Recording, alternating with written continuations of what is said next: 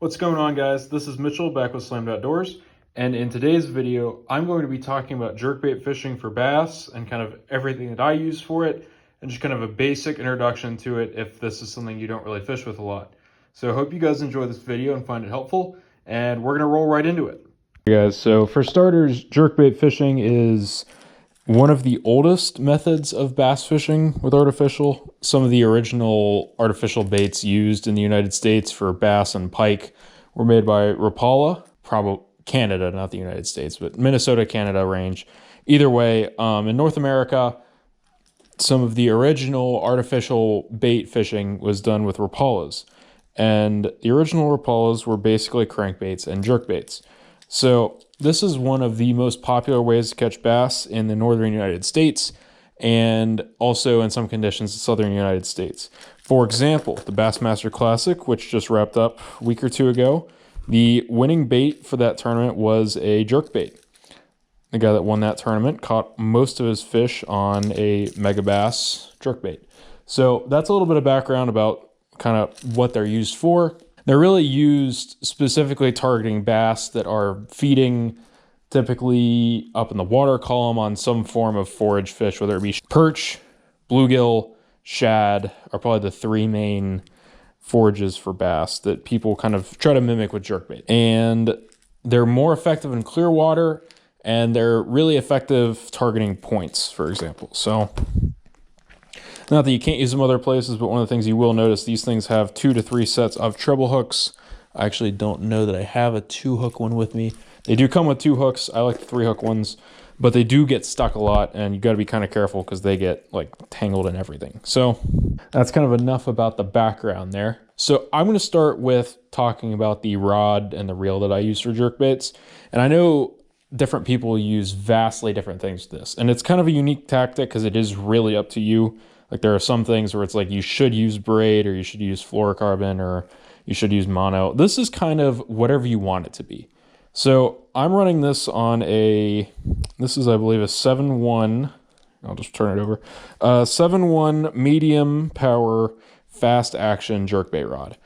It's not specifically a jerkbait rod. I use it for jerkbait fishing. Also Senkos, which is kind of a weird combo, but it's a Omen Black made by 13 Fishing, and I have it paired with a 13 Fishing Concept C version 1. It's a 6:6 to 1 gear ratio. The line I have on here right now is 30-pound Yozuri Super Braid, and I have that in blue, and then I have that leadered off to 15-pound Seagar Red Label. So that's kind of the rod and reel setup. I've ran this with anywhere between 12-pound mono, just straight up. I've fished it with 12-pound fluoro with nothing else. I've never fished it with straight braid, but I bet you could. And I've fished it up to as high as, I believe, 30-pound braid with a 15-pound leader. Actually, I have fished this with a 20-pound leader before. So one important thing to note when you're fishing jerkbait with your line content, so the line doesn't really matter.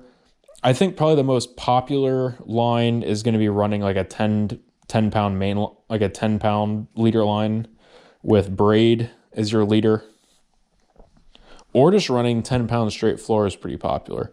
I set the hook really hard. It's a really bad habit, so I have that beefed up a little bit, and I also do get these stuck quite a bit. So I try to have a little bit tougher line, so I have a better chance of getting it back. But the thicker diameter line will affect how deep your bait goes. So if you're fishing a place where you really want to get down to like 8 to 10 feet with some of these jerk baits, you're going to want 8 to 10-pound leader line with like tied off the braid, versus like this is 15 pounds, so it doesn't get very deep. Fishing these mainly in ponds, so I don't really want it to get deep, so it works for me, but it's really a personal preference thing. Personally, I'd recommend any bait caster or spinning rod between 6'6" and 7 foot. If it's over 7 feet, it gets to be a lot to deal with, and really any gear ratio works. I like braid the floor just because I can feel it more the whole time, so that's something I really like. That's kind of what I use for rod and reel and line. So now I'm going to jump into some of the jerkbaits that I use. And in jerkbait fishing, one thing I have noticed is it's one of the baits that it is worth it to spend your money on. Like there are some baits where you can find kind of a cheaper equivalent.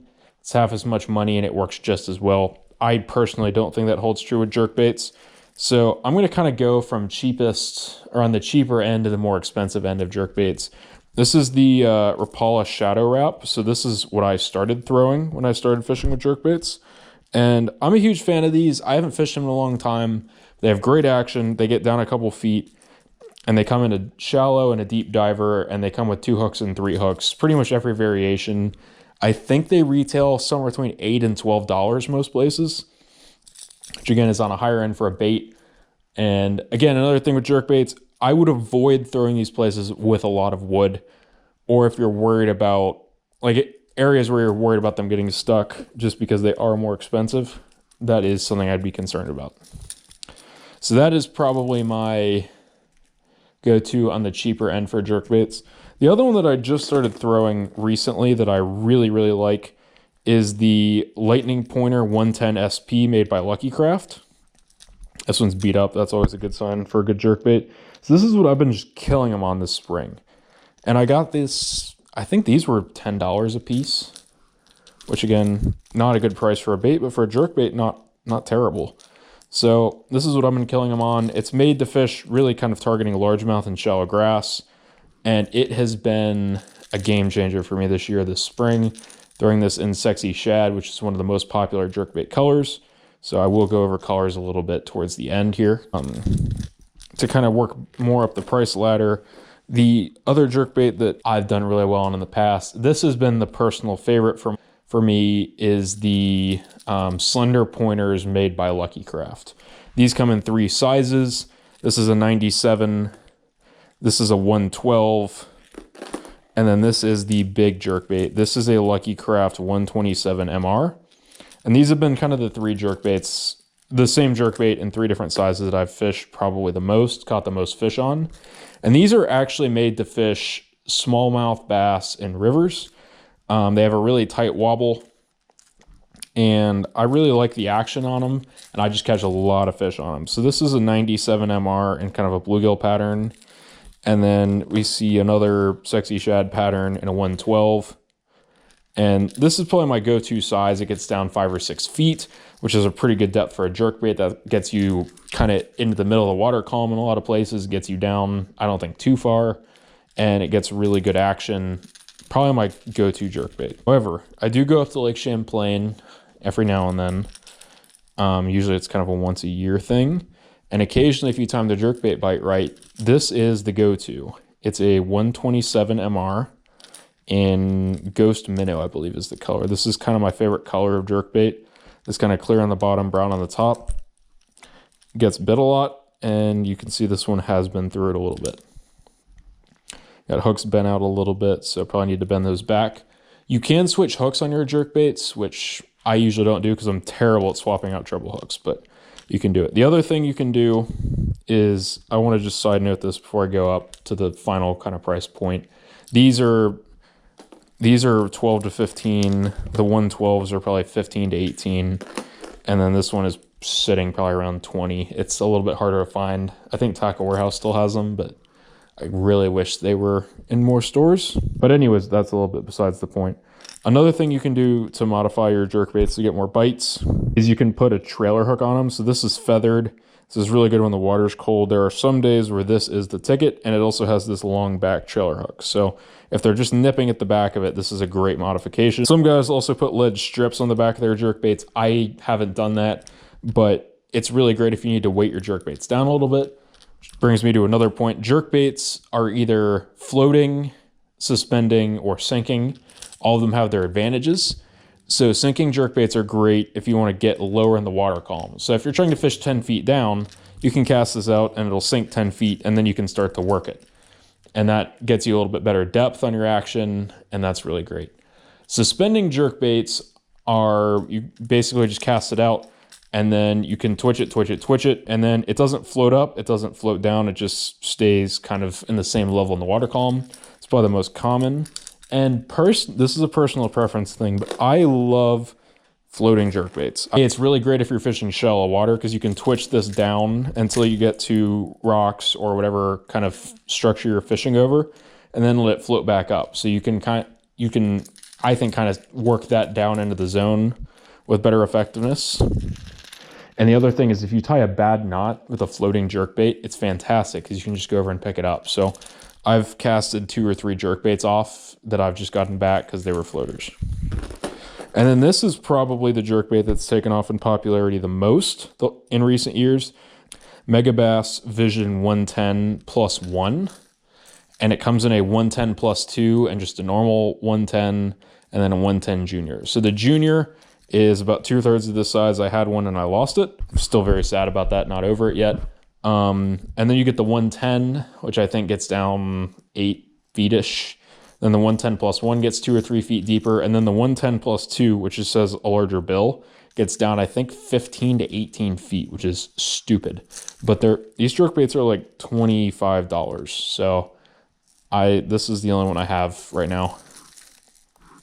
And I've caught some fish on it, but it's really expensive for a jerkbait. And one of the things that does make jerkbaits kind of so expensive is they have ball bearings. I don't know if you can really see that in here. But these ball bearings are what make it more expensive. And the thought is when you twitch it, these go back and forth. So I'm going to throw a couple clips in here now of kind of how I work a jerkbait. I don't really have any specific video over that, but I'm just going to throw some clips in there. So basically what I like to do with my jerkbait is I like to just cast mine out and then let it hit and then reel it down a crank or 2 and then stop. I like to give it like 3 twitches and then pause it for like 3 to 5 seconds. And then I like to repeat that process throughout the cast. If you're really fishing these a lot, what I would recommend doing is switching up your pattern. So it's very important if you catch a fish on it to remember what you were doing on that cast. So maybe one cast you go 1, 2, 3, 4, 5, and then a longer pause, or you go like 1, 2, and then a short pause, or any combination of that. It's important to do that and remember it because a lot of times you'll get fish that hit it on the same pattern. So that's really kind of my note there, like to keep my drag kind of loose. These things really go a long way, so that's great. Again, kind of in the modification world, you can put this back hook on here, put lead strips on the bottom to help it sink a little bit more, get it a little bit lower in the water column. If you're fishing from a boat, that is something I would recommend just because it is kind of tough to fish these things and get them down as deep as you want. But if you're fishing them from the bank, like jerkbaits that don't get as deep, like the lightning pointer, which only gets 5 feet deep, I honestly think are more valuable just because you can keep it kind of up in the water column. And then one of the last things that's really important is storage with a jerkbait. So, these things get stuck in literally everything. So I do have a box and I try to not put more than like 2 of them together. So like a couple of these are going to go in here. I try to only keep like 2 of them in a slot. And then I usually just try to pair mine up by size. So that way I don't really have to worry about them getting so stuck together where I have like 15 of them just lodged in each other, which does unfortunately happen all the time. It's really one of the worst parts about jerkbait fishing. It's also terrible to try to unhook fish with these. So one thing I would note is it is super, super important that you bring pliers when you fish with jerkbaits. You do not need like the full frog fishing, like I'm just gonna rear up on them hook set, because it has 9 treble hooks. You don't want to pull treble hooks on a fish. If you can help it, you just want to reel down and just get them. Most of the time I've found when you're bass fishing, you will actually, the fish will hook itself. So you'll be twitching it 2 or 3 times, pause it, it'll be sitting there and a bass will just hit it and run off with it and set the hook on themselves. However, that happens, don't be discouraged if you don't get them. It's really silly how you can have 9 treble hooks and not manage to get a fish, but it does happen. So I wouldn't stress it too much, but setting the hook harder is not going to help with that. And then once you have them on, you don't want to fight them too hard because again, you have these 9 hooks, but like if you look on some of these smaller jerkbaits, like these hook points are not big. So, I mean, like even on your finger, it's like you can feel it kind of against your hand, but it's not burying in there. So you don't want to put too much pressure on her. Otherwise it will just slip off. So then one final note, be careful with these around rocks. If you feel it beating around rocks and if it gets stuck, you really don't want to pull on it too hard, or otherwise you can break the bill. That is one of the things a broken bill on a jerkbait, there's not much you can do other than if you want to put it on like a keychain or something. So it would be my only note there. So I'm going to post some clips in here, some of the fish that I've caught on the jerkbait, some kind of what I like to do versus some of my things that I've done that haven't been the best. And yeah, so I hope that helps. So I'm going to post some of those clips in here. It's pond fishing. And some of the bass in here are crazy enough to eat it, so. Like that one. That's a good one. Okay, that's awesome. Yeah, look at that. I'm not gonna die on this jerkbait bite, but I would love to go and eat this jerkbait today.